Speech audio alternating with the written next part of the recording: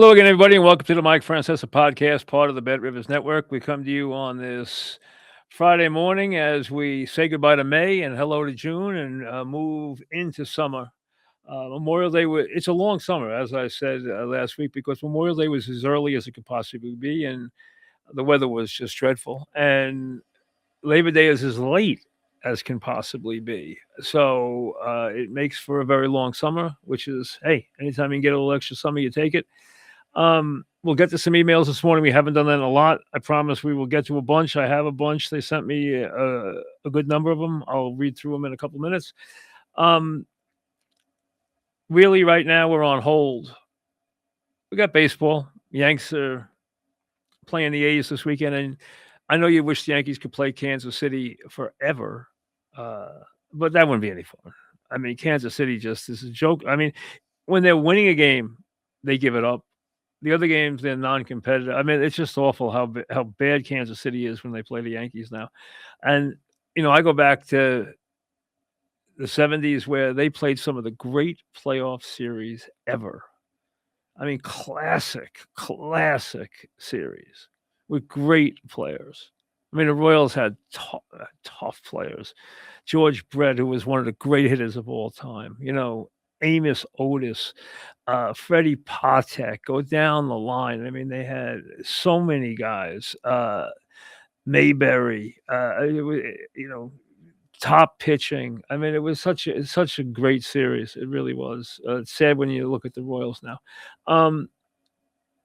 Obviously, the Mets are trying to find themselves.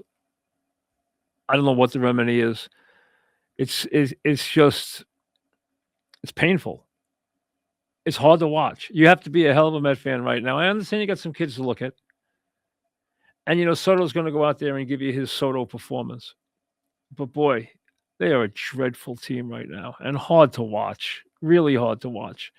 And there's no way to fix this team in the short term. In the long term, we'll get to some things later on. Obviously, the key is you're going to be sitting here this weekend getting ready for Game 7. I thought for sure the series was going 7 games. I expected the blowout in Game 5. I expected the blowout last night. I really did. I just thought I didn't think there was any way OKC was winning that game last night. I would caution OKC about one thing. I would not be trying to bring injured players back in games late in the series. Do that before the finals. Do that leading into the finals. Do not try to do that. Play the guys who are healthy in Game 7. If they perform to their level, you will win.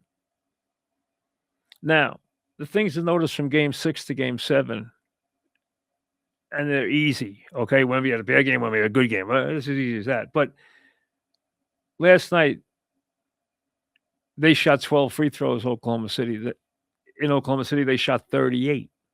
Made 33 in Game 5. Now, San Antonio didn't have anything to complain about that night. It was just a night where the whistle was blowing all night because San Antonio made 28 of 32 that night. But the difference is OKC shot 44% from 3 in Game 5 and shot 25% from 3 in Game 6. The comfort level, getting to the foul line, the comfort level. Now, 4 things to notice about Game 7, a game that I believe Oklahoma City will win. I understand what Wemby is. I understand what you're expecting Wemby to do. They are a very young team, San Antonio. And I think Oklahoma City will win this game at home. 4 things jump out. Number 1, start. San Antonio needs a fast start. They have gotten a fast start every game of the series. They are plus 25 points in the first quarter for the series. There's only one game, and it was Game 5, where they actually didn't lead after the first quarter or be tied. First 2 games were tied. And that was 27-29 in Game 5. But overall, San Antonio has started fast, including 15-0 in the game they lost in Game 3. They plus 25 points in the first quarter. That's imperative for them. If Oklahoma City gets off to a fast start, good night, the lights. Foul shooting will be a big key. How the game is called will be a big key. Hey, they will want control of this game. That will mean SJA will go to the foul line. That will mean Wemby will go to the foul line in these games early on to set a tone. They're not going to let you beat up the Stars in this game. It's not going to happen that way. They're going to gain control, and they're going to let the game unfold.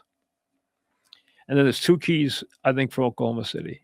One is Holmgren. He has to come out and be aggressive as he was in Game 5. He has backed off Wemby in this series dramatically. I talked about his attitude before Game 5, and he came up with a big effort. It was his best game of the series. He had big points early. And then is Caruso. Caruso is an enormous factor in this series, in this Game 7 for OKC. If you remember, the biggest moment of this series for OKC was Game 5. Nightmare start for SGA. And they make their first pass. They break the game open in the second quarter with OKC, with SGA off the bench, off the floor, with the second unit led by Caruso. And they're stealing the ball, and they're turning them over, and they're knocking down threes, and they're playing with a pitch, and they're running the floor, and they're playing with a aggressiveness and an abandon, and they open up a double-digit lead, from which San Antonio, which tried in the second half to make 2 or 3 runs at it, it got to 20 early in the third quarter. They got it back down to 8 points, and then something would happen. They'd get a bad call. They get a couple of bad calls. But the bottom line is that game got broken open in the second quarter with the second unit led by Caruso, who had 22 points in that game. See, McClain in that game came in when the game was over in the third quarter, then got hot. And then he started knocking down shot after shot after shot when the game was over. It was Caruso and Holmgren who were the critical players in that game. You're going to hear about it's Wemby's game, it's SGA's game. Of course, well, they're the Stars. But you're going to win with the performance of the other guys on the floor in Game 7. Now, I think OKC is going to win. I think they'll be there Wednesday night. They are not going to be 100%.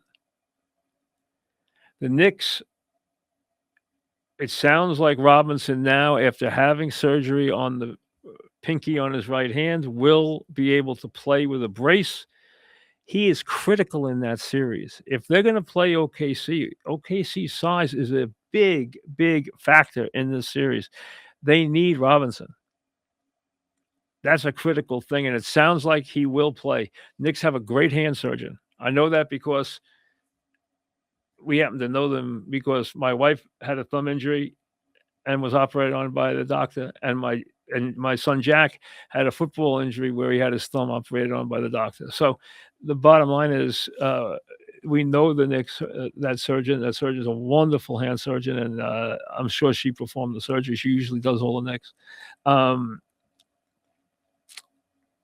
So it sounds like he'll be able to play, which is critical. I think critical. So you're waiting for Wednesday, first 2 games on the road. First game back in the Garden. You still got some time for that. It's going to be a memorable series. It's going to be a great 2 weeks. Get ready for it. I think it will be OKC. Hey, either team is going to give the Knicks all they can ask for. Wemby is a generational talent. If he wins Game 7 on the road with a 40-point, 25 rebound, 45-point game, it's going to send him into the finals thinking he's indestructible. I think that performance in Game 7 is probably a year away. All right, I said emails. I promised. We got a lot to get to. I take them cold so that I give you my first reaction to them on purpose. If you want to send me an email, send them to Francesa podcast@gmail.com.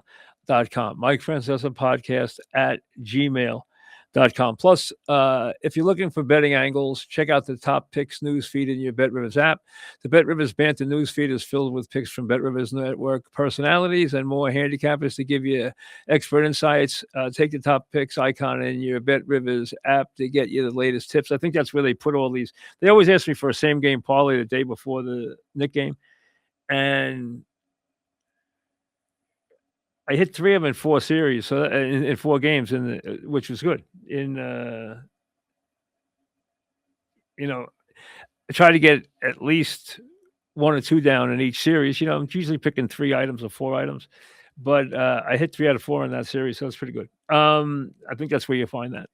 All right, let me get to the emails. As I said, Mike Francis podcast at gmail.com. Sean starts us off.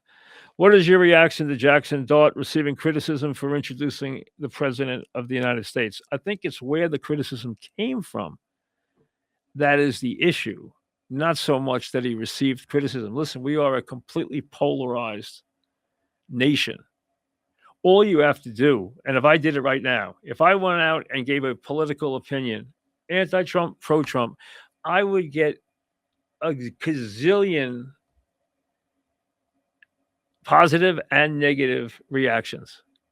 We live in this intensified, polarized world of politics. Now, what happened here was his teammate, Carter, had a very adverse reaction to him introducing Trump at a political rally for a congressman. First off, I have a bigger thought about Dart, which I'll get to.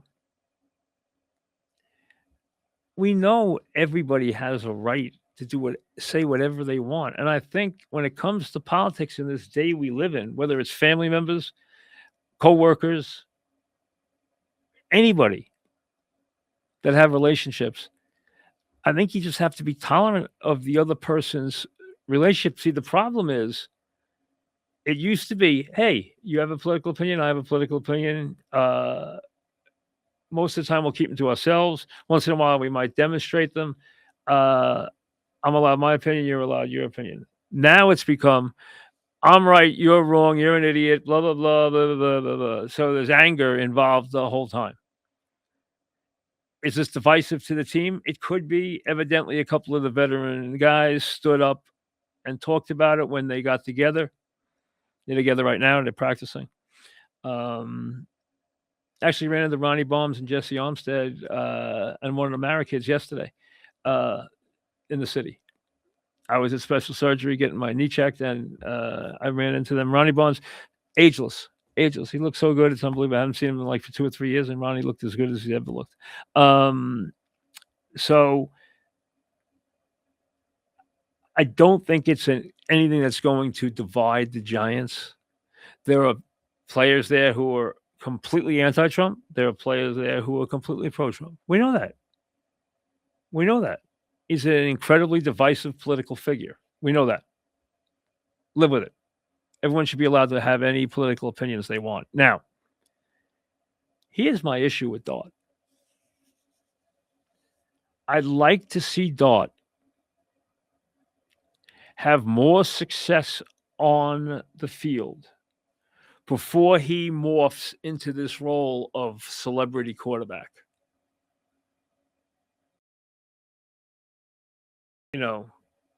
At events, walking the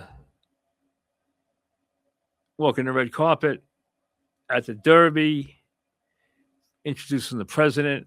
There's a kid with a couple of games under his belt. And this is an old Bill Parcells adage that I learned a long time ago. He said, I want a quarterback. I don't want a celebrity quarterback.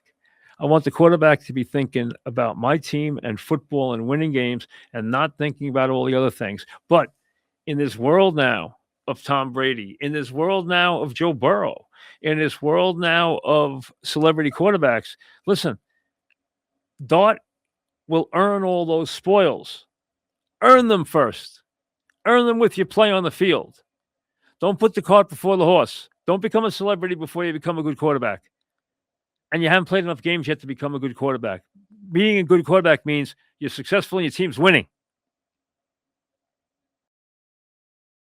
Don't be a celebrity. Be a quarterback first. I think I'm worried about that with Dart a little bit. I don't know exactly what Harbaugh has told him, but that would be the message I'd be telling him. Don't be a celebrity quarterback. First, let's be a winning quarterback, and then you can become a celebrity quarterback. Richard, do you think this current Knick team is the best Knick team you've seen, or would you still lean towards the 90s Knicks? No. The only Knick teams this team has to answer to is the championship Knicks.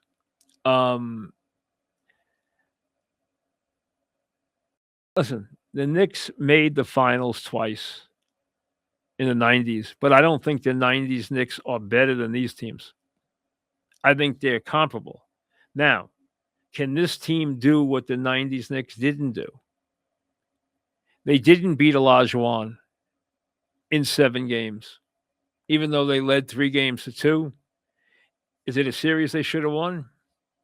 Yes. You know, everyone harkens back to Game 6 and the Stark shooting performance and Pat not going to Orlando Blackman and all that stuff. I go back to Game 3, Sam Cassell. Because the Knicks, if they win that game, they win that series in 5 games going away. They never go back to Houston. When they went back to Houston, it was dangerous. And I was there for Game 6, a game the Knicks should have won.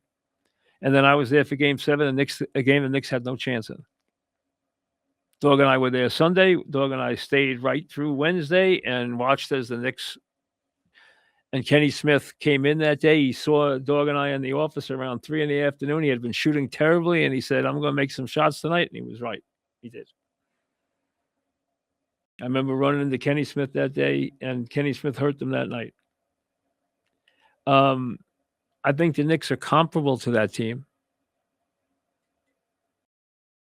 But I don't think that team is better than these teams. And this team has a chance to be better if it can get past. When the Knicks played San Antonio, they had no chance.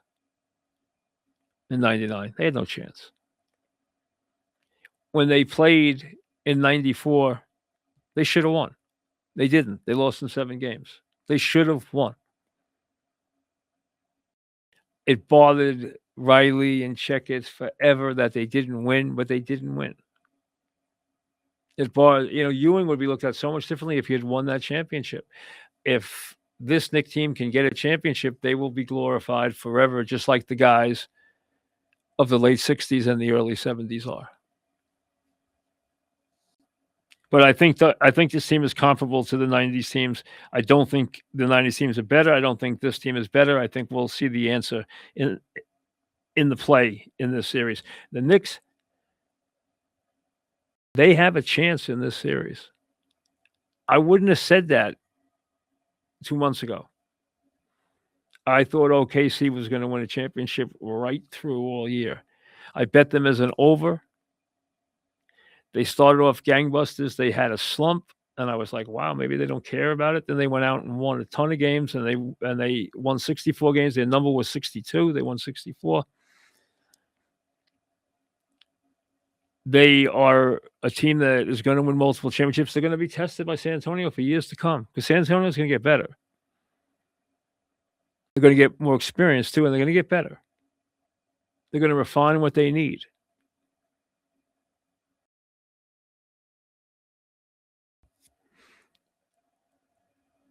Anthony, what do you think of the new Belmont Park? Have you taken an early tour? I have not. I'm familiar with the renderings. I've seen those. They send them to Horseman. They send them to me as a box owner. I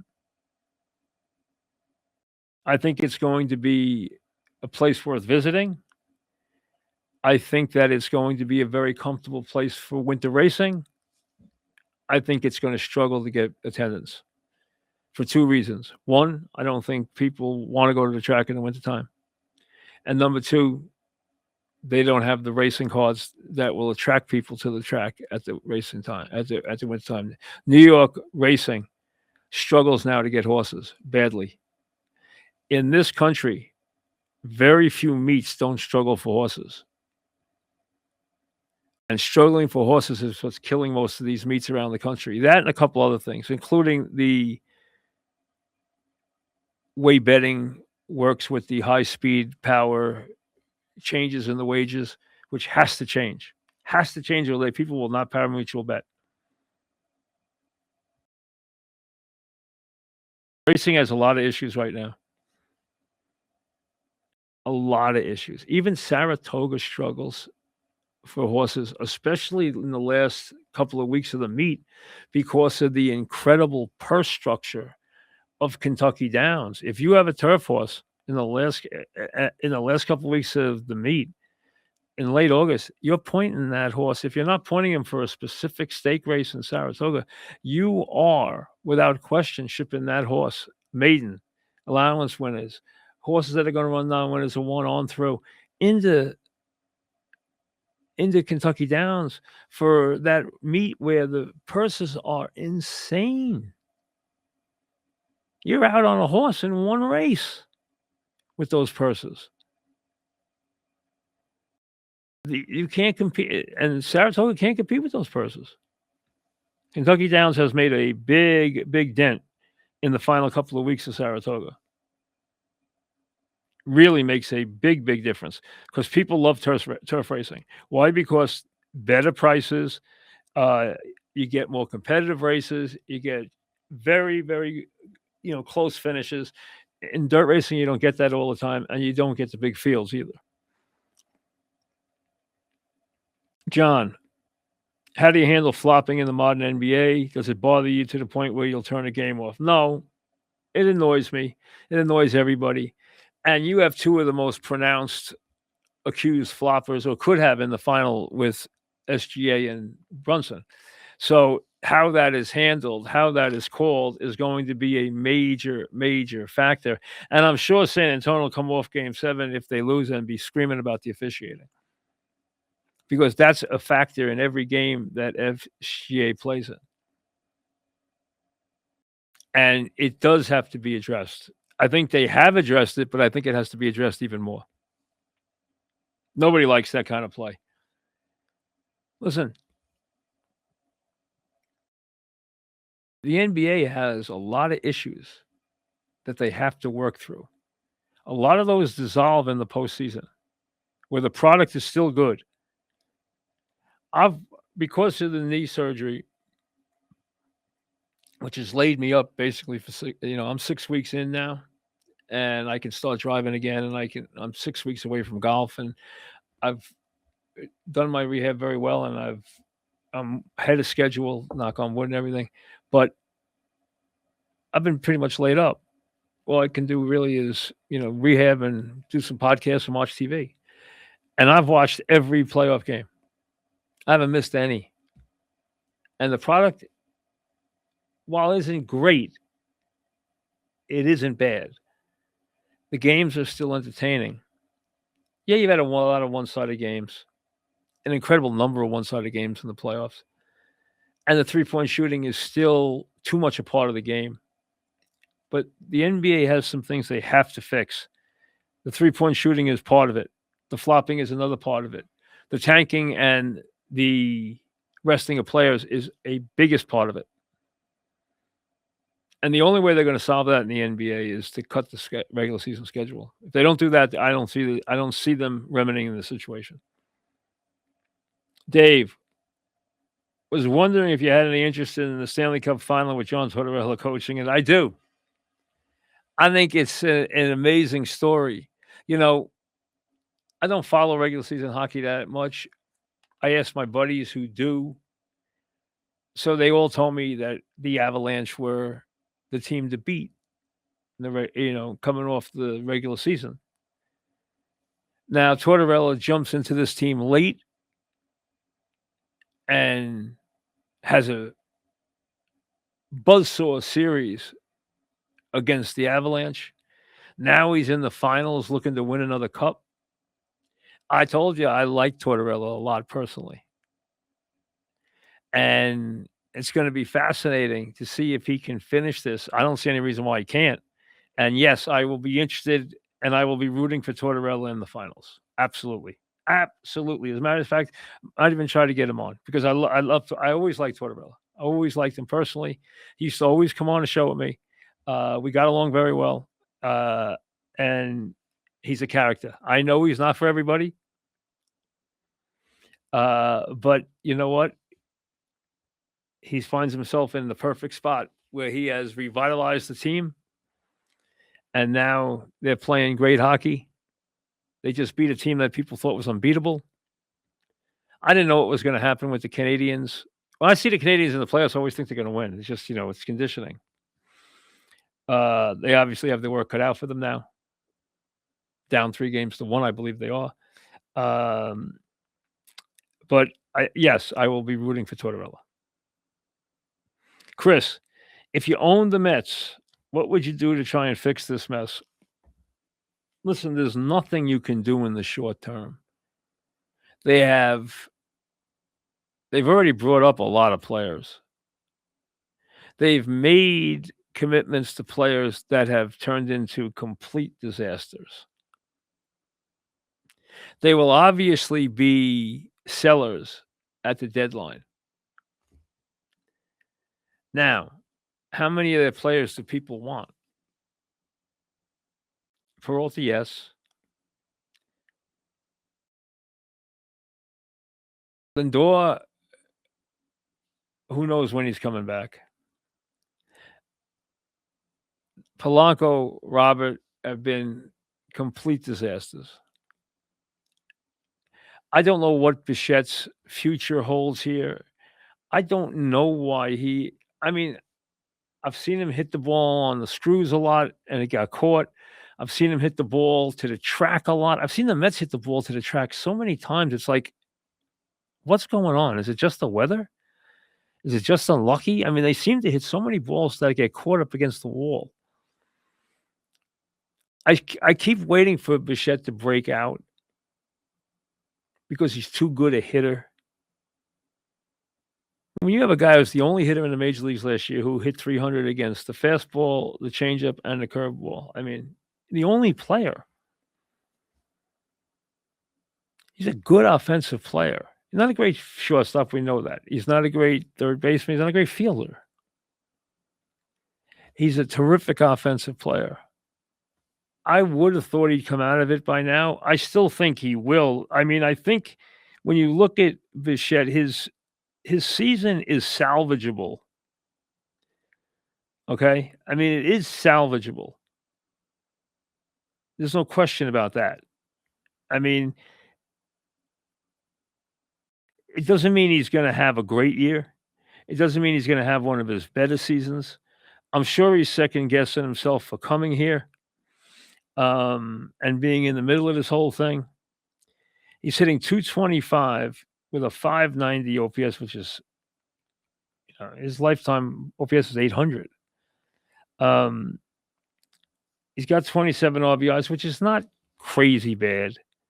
He's got runs scored, which is, he's got 25 runs scored, 27 RBIs. Those are not good numbers, but they're not numbers that can't be enhanced over the next 400 at bats. They can be. They're not great for a third of a season. They're not going to put him where he wants to be. He's gone back into a slump again. 6 for his last 27, 14 for his last 61. In his last 27, he's only got 2 RBIs. He's slugging .220. He goes back into these funks. I think he's symbolic of so much of this. They're forcing kids into the lineup. Hey, Ewing and Benj have helped them a lot and have given them the only reason really to come to the ballpark. Soto, I think will go about his business even if he loses and still put up his numbers. He'll still put up, 30 home runs because that's who he is. He's just gonna say, I'm gonna put up my numbers and then I'll be ready to win when we're ready to win. I'm getting paid a fortune and I'm not going anywhere, so we'll rebuild again. It's just a bad year. I mean, he's doing his job. He's a 986 OPS. He's hitting 300. The only thing is he's missed too many games.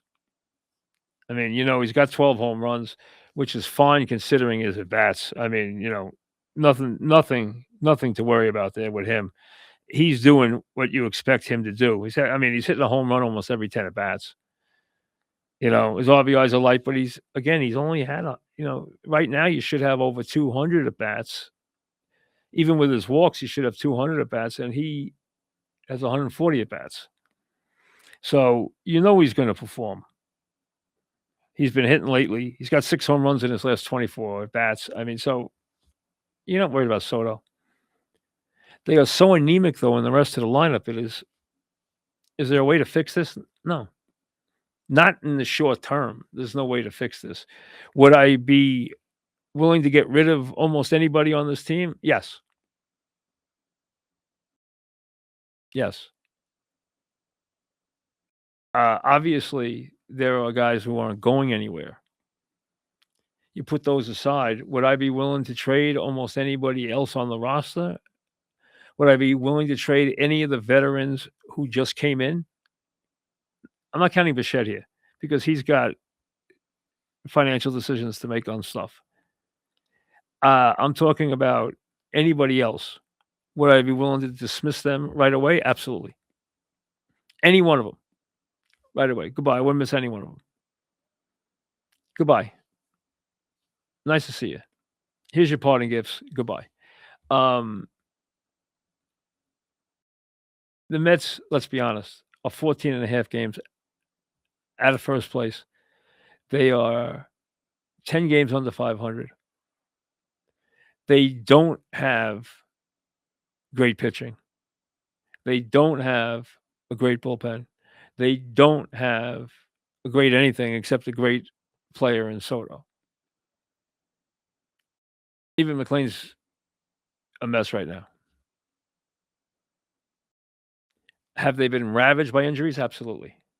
Has Stearns done an abominable job? Absolutely.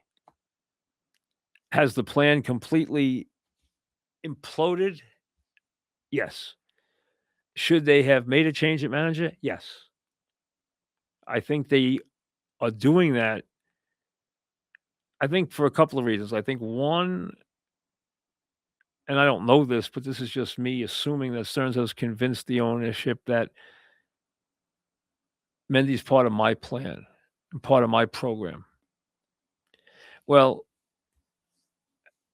I mean, going into the next year, and I expect Stearns to be here, he's got to scrap his entire program because everything he tried to do has completely backfired. He's made the wrong judgments on which players to bring in. He's made the wrong judgments on which players to let leave. He's done everything wrong. He's done nothing right. His stay has been disastrous.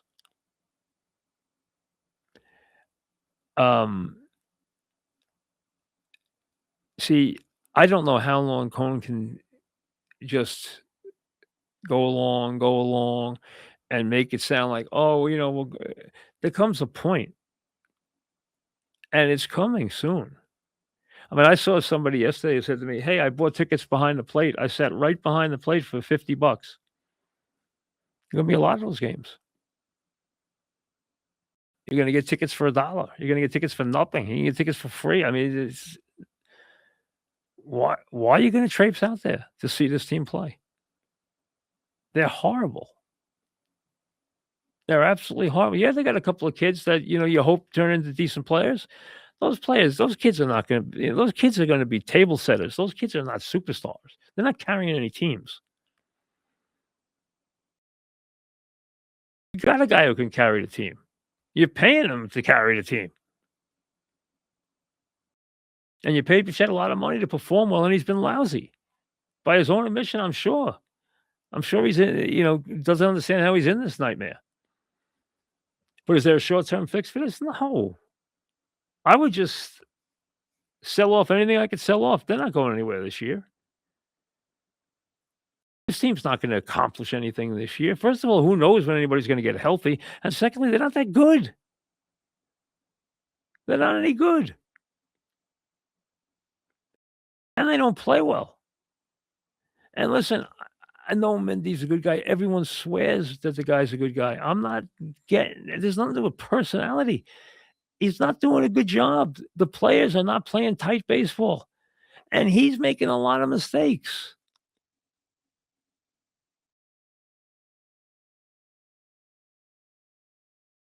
And you can't have mental mistakes every single night, and I'll talk to him, I'll do this, I'll do that. No. This can't be tolerated when you're this bad. And let's be honest, they haven't even gotten to the tough part of the schedule yet. They've been playing losing teams for the most part. Yeah, they beat the Yankees 2 out of 3, but they have played bad teams for the most part.